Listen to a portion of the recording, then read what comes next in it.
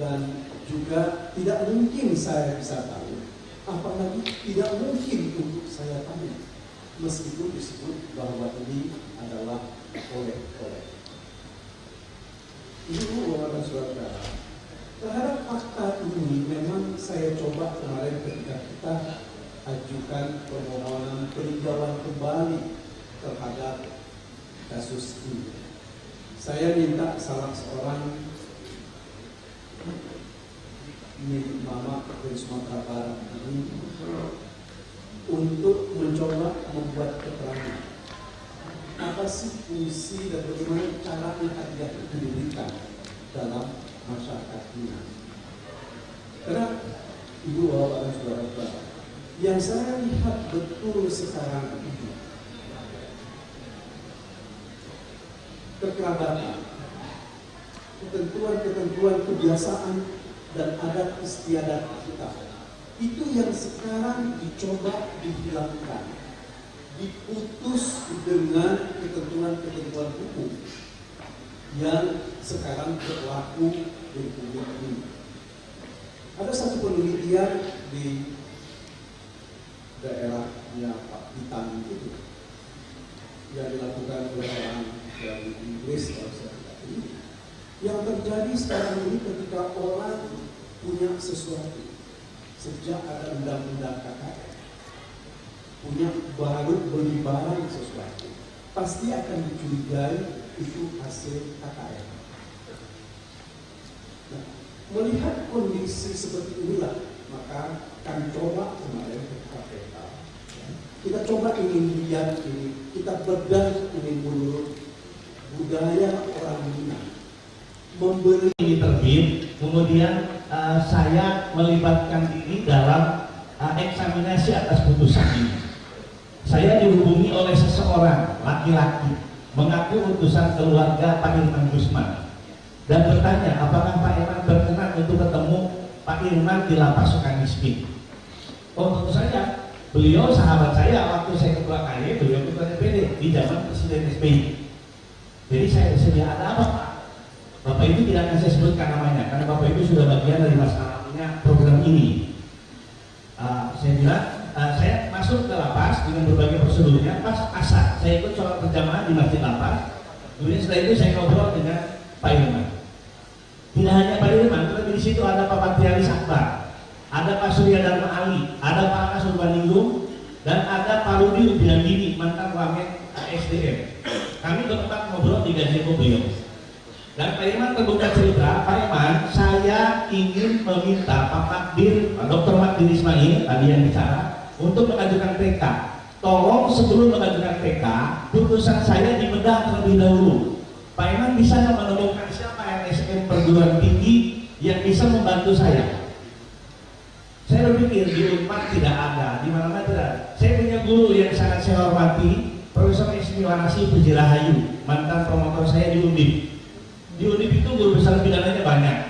Ada guru besar yang sangat berani, Profesor Suteki saya ingat, adik saya beliau dulu S3-nya. Lalu saya hubungi Prof. Esmi di hadapan Pak Irman di lapas itu. Prof. Esmi bersedia. Oke, saya punya 2 LSM, Kedewa dan Paguyuban Esmi Warasi. Nah lalu putusan itu dibawalah ke beliau. Dan beliau menunjuk siapa, terserah Prof. Esmi menunjuk siapa-siapa untuk mengkaji putusan itu. Kembali ke saya lagi, lo Pak Irman mau eksaminasi yang mana, dengan siapa? Kembali cerita Pak Bintang, saya mantan ketua KAI yang di KAI itu banyak tenaga ahli yang mantan ketua perguruan tinggi dan banyak orang Minang. Saya tidak memilih orang Minang. Silahkan baca di halaman 273, saya mengeksaminasi putusan Pak Irman ini bersama Dr. ROB Sidimolimo, orang Batak beragama Katolik. Sengaja saya tidak pilih Pak Tanjung, orang Minangkabau yang pernah jadi ketua perguruan tinggi Pontianak yang pindah ke Padang tidak diizinkan karena takut menghadiri orang Padang katanya. Lalu saya ajak itu Pak Batak itu, Pak Rob itu, jadilah eksaminasi itu. Setelah itu kemudian Pak Pitanglah yang memfinalisasi buku ini. Ibu dan Bapak yang dirahmati Allah, tadi saya membukanya dengan pantun tentang hakim tidak amanah yang jadi korban orang tidak bersalah. Kunci dari seorang hakim selama saya mengawasi mereka menjadi wasit mereka itu akhlak Bapak dan Ibu. Akhlak itu kunci utamanya. Bayangkan dari Bapak Ibu, ada seorang anak hakim agung yang sekarang hakim di Medan yang mengirim WA kepada selingkuhannya mengajak mandi bareng. Bayangkan itu. Itu hakim yang tidak berakhlak sama sekali itu. Setelah saya tinggalkan KY, hakim seperti itu dibiarkan itu oleh KY. Jadi saya juga prihatin sebetulnya. KY kok seperti ini sekarang. Rupanya Bapak dan Ibu, Komisi Yudisial ini memang diberi kewenangan oleh undang-undang untuk mengawasi perilaku dan akhlak mereka. Tetapi sayang, politik hukum pemerintah dan parlemen tidak berpihak kepada Komisi Yudisial. Karena apa? Ketika undang-undang Komisi Yudisial diberi kewenangan untuk mengawasi perilaku mereka, pengawasan terhadap perilaku yang diberikan oleh undang-undang kepada Mahkamah Agung tidak dicabut, sehingga Mahkamah Agung masih merasa memiliki juga. Akibatnya ada kompetisi dua lembaga negara, yang satu Mahkamah Agung melalui badan pengawasan dan yang satu Komisi Yudisial, sama-sama mengawasi perilaku hakim. Tetapi hakimnya tidak, hakim itu seolah-olah saja hakim itu berpihak kepada KY, oke. Tapi kalau tidak ketahuan mereka semoga saja saya tidak apes gitu. Itu doanya mereka itu para hakim. Walaupun ketika saya di sana banyak juga hakim-hakim yang tidak berakhlak itu yang diberhentikan dengan tidak hormat karena memang mereka keterlaluan. Di dalam putusan Pak Irman ini ada indikasi yang ditemukan oleh mantan hakim ROB Siringo bahwa memang putusan ini salah. Dia mengatakan jujur ini salah putusan. Ada ahli itu dia mantan hakim yang diangkat oleh KY untuk memeriksa putusan teman-teman mereka.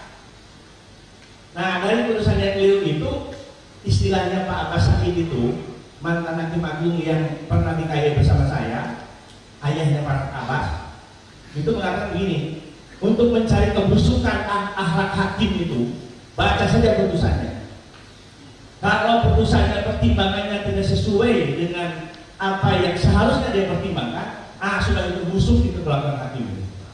Nah, itulah yang disebut di dalam kode etik pedoman perilaku hakim yang 10 itu tidak profesional. Menurut pemahaman saya dan yang saya pesankan kepada para hakim, wahai Bapak Ibu para hakim, para penegak hukum di seluruh tanah air Indonesia ini, Bapak Ibu akan bermanfaat bagi penegakan hukum jika memiliki dua integritas. Yang pertama integritas moral, akhlak harus karimah. Yang kedua integritas keilmuan. Karena apa bahayanya? Hakim atau penegak hukum apapun, penegak hukum itu ada 4 Bapak dan Ibu. Polisi,